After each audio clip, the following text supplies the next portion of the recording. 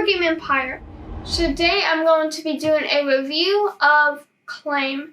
Now in this game you're trying to win the favor and the power of the different 5 factions, which are Doppelganger, Knight, Undead, Goblin, and Dwarf. So those are the 5 different factions that you'll be playing in tricks to win cards and use those cards to eventually get the most cards in those factions. So we're gonna right into the review. So for rules, I would give this a 5 out of 5. We really had no questions. It's only 2 pages.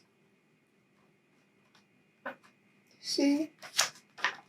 It's a 2-page rule book. It goes over everything, and it's really simple and fun. So that's what I rate of the rules. Now next we're going to go over to the components. And the cards are actually pretty high quality cards, but I'll give the components a 4 out of 5 because all it is basically a rule book, player aid, and just cards. So there's not really much to review on the components, but the cards. So next we'll get into the experience. Now I would give the experience 5 out of 5 because it's a really fun, competitive game where you're trying to win tricks, but you're only trying to win some of them because some of them you actually maybe want to lose to save better cards, or maybe you want to try your luck with the random card instead of the card that's shown here, because in the first round, all you're doing is just recruiting characters so you can win tricks in the second round. And the second round will actually be where the cards you win go into your area and score as points.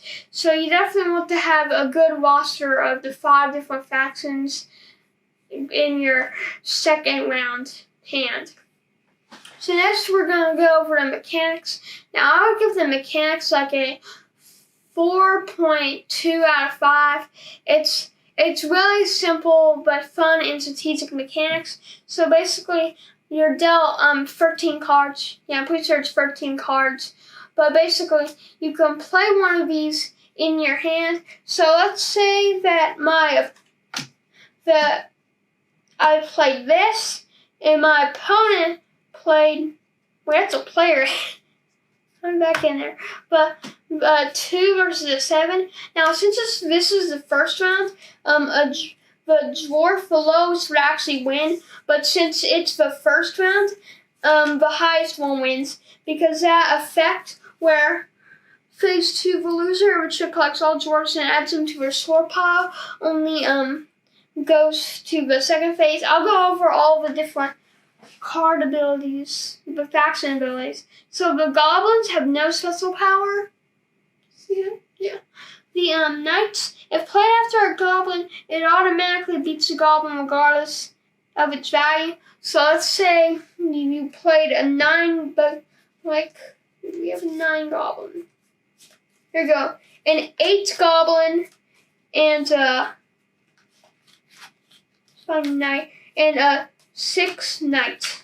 So even though the goblin has a higher power, the knight was played after a goblin, so the player who played the knight will win the trick. The undead only applies for phase 1, so you want to win tricks with those in the first phase.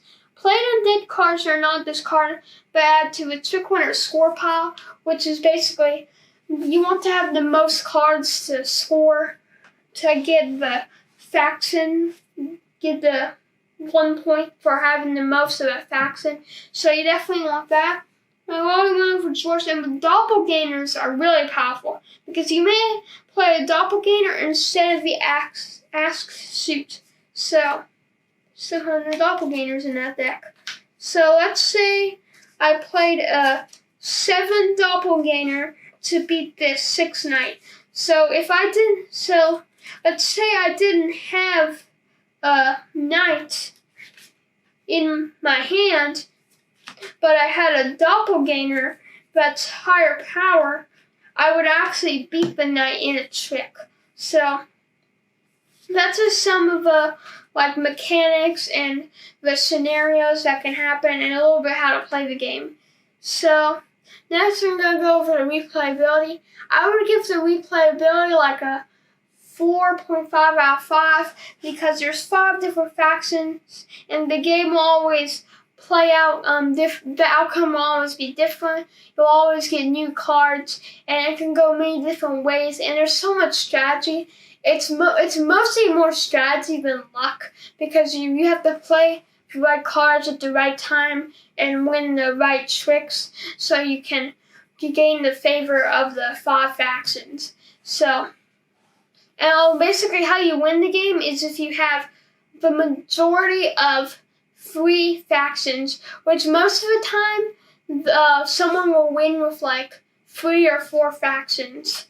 They'll have way more than the other person a lot of the time from what we've experienced.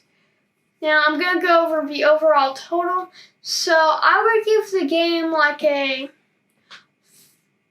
4.2 out of 5, 8.2 out of 10. It's a really fun trick-taking kind of deck-building game where you're preparing for the second round. In the first round, gaining the cards, and you're trying to use the cards that you've gained to try to win the tricks. It's a really fun trick-taking game. Definitely one of the best trick-taking games you've played.